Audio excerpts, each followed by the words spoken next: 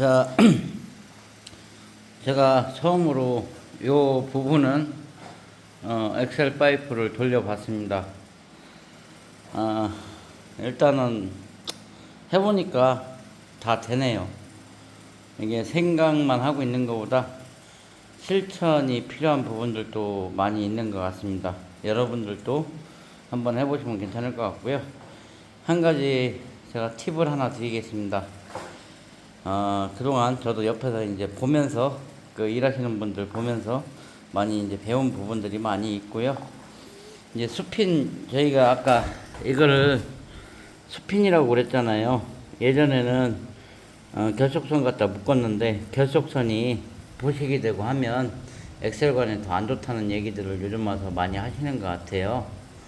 물론 뭐 결속선도 콘크리트 안에 들어가 있어서 제가 알기로는 그렇게 부식이 많이 일어나진 않는 걸로 알고 있습니다만, 일단은 뭐 시대가 좋아졌고 또 이제 이런 제품들이 나와서 이제 또 오히려 저 같은 경우는 사용하기가 편한 것 같아요. 근데 이런 걸 하실 때는 이제 자로로 이렇게 팝니다. 일단은 저희는 이중 와이어 메쉬를 하기 때문에 좀 많이 샀어요. 이게 많이 한 자루에 뭐 몇천 개씩 되는데 일단 두 자루 샀고요. 이중 와이어 메쉬를 할 때는 와이어 메쉬가 방통선보다 올라와 있으면 미장하시는 분들이 힘들어서 작업이 진행이 안 됩니다. 그렇기 때문에 그런 부분을 다 이걸로 눌러서 잡아줘야 되고요. 이렇게 바닥에다 막 널브를 놓고 작업을 하시더라고요. 왜냐하면 이제 갖고 다니면서 하나씩 꺼내서 작업하는 게 더 늦으니까. 일단은 뭐 그런 상황들이 있고요. 그리고 이걸 박을 때 이제 손으로 꼭 눌러도 들어가긴 들어가는데 구동사절이 안 bek히신 분들은 좀 물집도 잡히고 힘들 거예요. 그래서 요런 판때기 나무 같은 거를 장갑 이 속에다 넣고 이게 속에 들어갔다고 생각을 하셔야 됩니다. 제가 지금 혼자 핸드폰을 들고 찍느라고 영상을 하는 그래서 못 찍는데, 이렇게 놓고 이게 장갑 속에 있다고 생각을 해보세요. 그럼 장갑을 펴서 이거 탁탁, 물론 까지기도 하는데 탁탁탁 이렇게 박아주면 되는 거예요.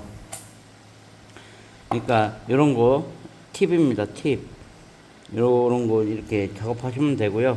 그리고 이제 엑셀관의 길이는 길이가 대략 비슷하게 맞추시는 게 좋아요. 왜냐하면 뭐다 한쪽이 길고 한쪽이 짧게 되면 어느 쪽은 순환이 빨라지고 어느 쪽은 순환이 늦어지는 현상들이 있는 것 같습니다.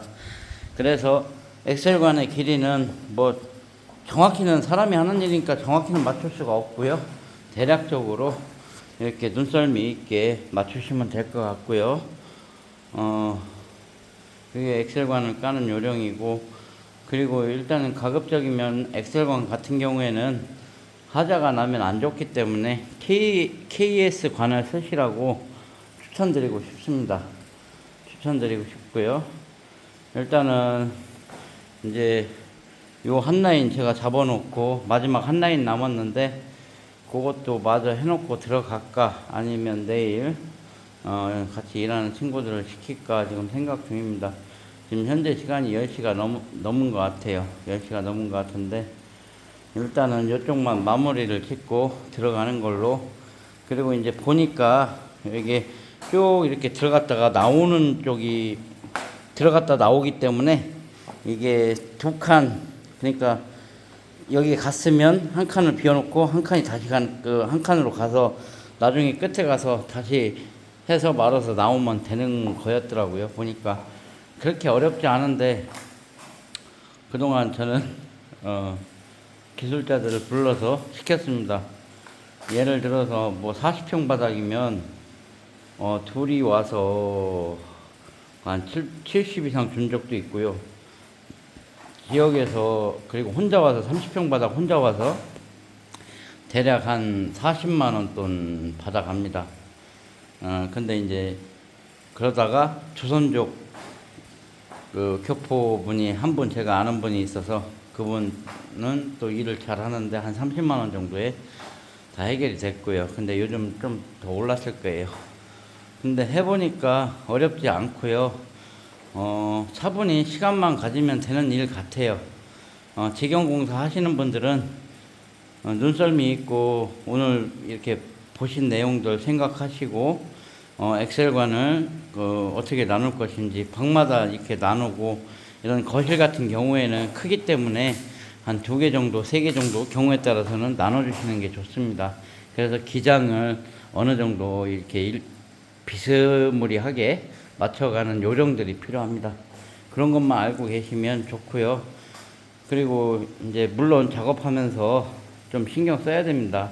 막 다른 것, 막 뭐 날카로운 물건이 있어서 찍히거나 이러면 그거는 물이 새는 쪽으로 연결이 되기 때문에 그런 부분들을 현장에서 좀 챙겨야 되고요.